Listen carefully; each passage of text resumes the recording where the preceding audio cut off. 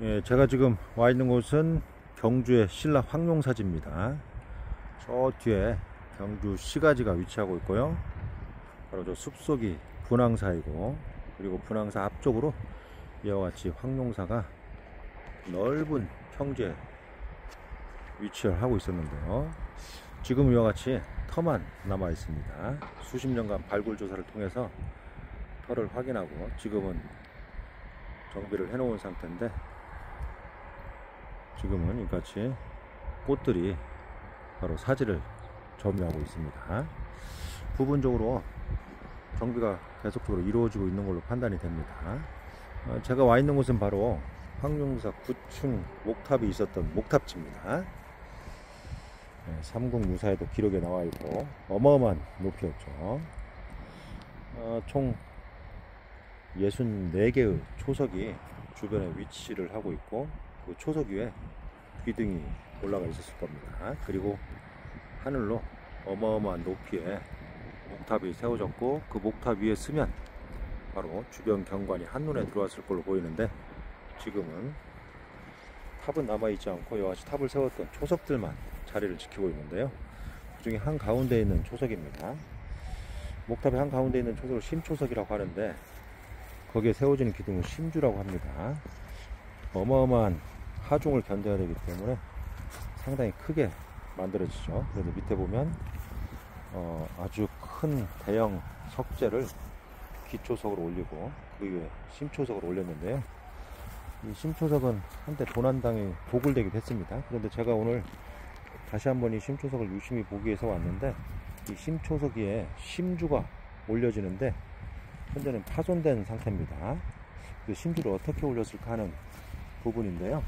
네, 어느 분이 황룡사 9층 목탑에 심초석이 있고, 그 심초석 위에 대형의 심주를 올렸을 텐데, 심초석 상면이 평평하지 않아서 어떻게 심주를 올렸을까 하는 부분에 대해서 질문을 하셨습니다. 그래서 저도 미처 그 부분까지는 생각하지 못하고 그동안 이 심초석을 봐왔었는데, 과연 상태가 어떤지 한번 보기 위해서 경주에 온 김에 다시 한번 이 심초석을 보러 왔는데요. 어쨌든 주변에 황룡사 9층 목탑에는 총 64개의 초석을 놓고 그 위에 기둥을 올렸습니다. 이렇게 많은 기둥을 세웠다는 것은 그만큼 하중이 높기 때문에 기둥을 많이 세웠다는 거죠. 기둥이 하중을 받고 전달을 해야 되기 때문에 현재 주변에 이와 같이 많은 심초석들이 위치를 하고 있습니다.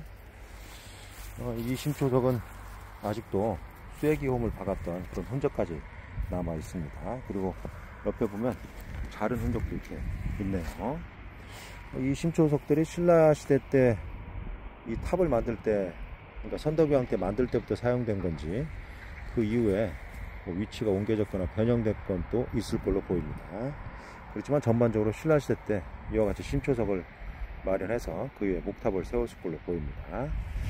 그리고 한 가운데 이와 같이 대형의 심주, 그러니까 대형의 기둥을 올리기 위해서 바닥에 아주 큰 평평한 기초석을 놓고 그 주변에 사천주라고 해서 4개의 기둥을 통상 세웁니다. 아직도 이와 같이 심초석 주변에 4개의 기둥을 세웠던 심초석 초석이 지금도 남아 있습니다. 한가운데 이 대형의 기초석이라고 할 수 있을 것 같은데요. 말 그대로 이 심초석을 바닥에 지탱하기 위한 기초석인데, 상면을 평평하게 다듬은 다음에 이와 같이 물이 고이지 않도록 홈을 마련했습니다. 안쪽에 사리공이 있다는 것을 간접적으로 보여준다고 할 수 있죠. 이 사리공은 한때 도굴되기도 해서 조사를 한 적도 있습니다. 안에 사리공이 마련되어 있습니다. 그리고 여기에도 이런 뭔가 다듬은 구멍이 있네요. 어떤 용도로 왜 저렇게 구멍을 마련했는지는 잘 모르겠습니다. 여기에도 이와 같이 구멍이 있고요. 그리고 여기에도 홈이 있습니다. 아마 안에 물이 고이지 않도록 하기 위한 홈인 것 같고, 이 원형 홈들은 뭔가 이 석재를 놓기 위해서 말 그대로 옮기기 위한, 운반하기 위한 어떤 목적으로 새긴 거 마련한 것도 보입니다. 정확한 것은 모르겠습니다. 그리고 그에 이제 이와 같이 심초석을 마련했는데요. 심초석이 사각 형태를 이루고 있고 다소 부정형이긴 하지만 그래도 다듬은 흔적들이 남아 있습니다. 그런데 이쪽은 파손된 흔적이 있네요. 그러니까 원래는 한가운데 심초석을 놓고 상변이 평평한 상태로 다듬어졌을 것이고 그 위에 기둥이 올려졌을 겁니다. 그리고 기둥 하부에는 기둥이 움직일 수도 있고 견고성이 떨어질 수도 있기 때문에 안정되고 견고하게 하기 위해서 이와 같이 구멍을 마련해서 기둥 하부를 고정했을 걸로 보입니다. 물론 기둥은 이거보다 훨씬 더 컸을 걸로 판단이 됩니다. 그러니까 기둥 하부에 일정한 촉 같은 걸 마련해서 이와 같이 기둥에 고정을 시켰겠죠.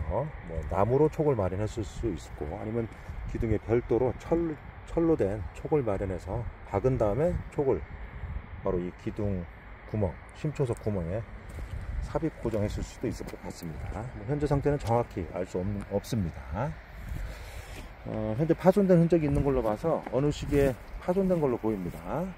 아마 기둥이 무너지는 과정에서 이 목탑이 몽골의 침략 때 불타서 무너졌는데 그 무너질 때 기둥과 함께 무너지는 과정에서 그 하중 무게 때문에 이게 파손된 게 아닌가 그렇게 생각도 되네요. 어쨌든 애석하기도 어느 시기에 파손됐고 현재는 원형을 다소 잃어버린 그런 상태라고 할 수 있을 것 같습니다. 저도 이제서야 왜 이렇게 기울어져 있는지 수평을 이루고 있는지 이 부분에 대해서 다시 한번 생각하는 계기가 되었습니다.